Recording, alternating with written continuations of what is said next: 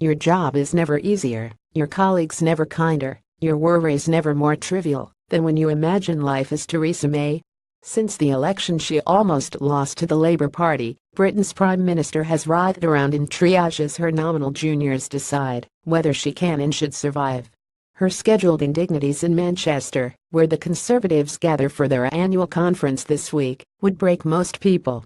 She must watch as ministers use their stage time to bid for her job.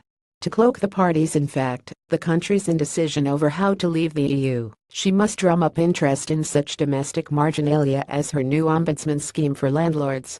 She must soften the hard Brexit noise as she made this time last year. When her Foreign Secretary, Boris Johnson, frames this as betrayal, she must fire him at some risk to herself, or else lose whatever residue of credibility she has left. The further between these two Tories is a delayed version of the debate the party ducked in its post-referendum leadership contest: what kind of exit, over what timeline. And while Johnson is wrong, even callous, in his impatience for an absolute exit, he is right to sense that delay suits the Remainers. Once Britain enters a holding pen between membership and non-membership, as per May's plan, the chances of exit ever happening fall. The base case must be that it still goes ahead, but time and space would open up for events to take another course.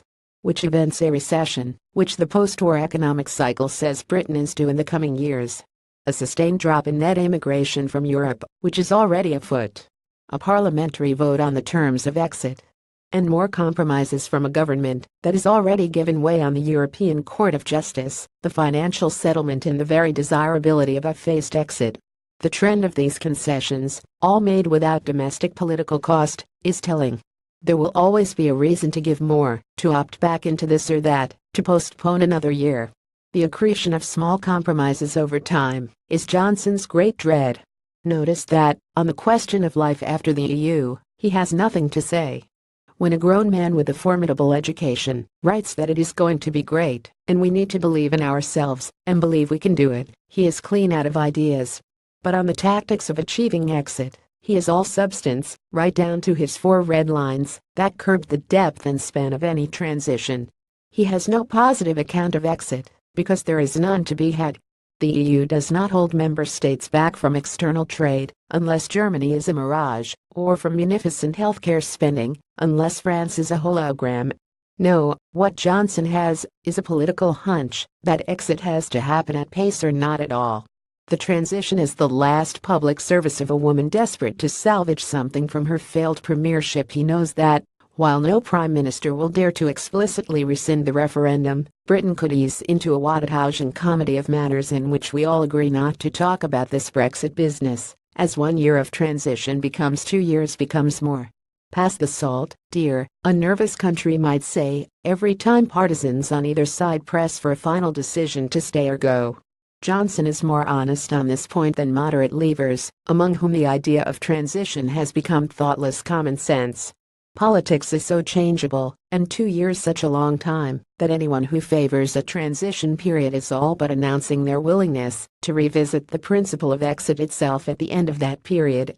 The longer Britain tarries in a state of semi-membership, the more this becomes a workable modus vivendi for the indefinite future, or even a route back into the EU, as the electorate morphs in composition.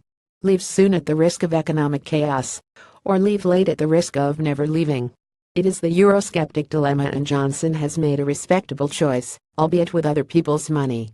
Whether Britain goes or half stays, its probable fate is decline. It will have inferior terms of access to its largest market than it enjoys now.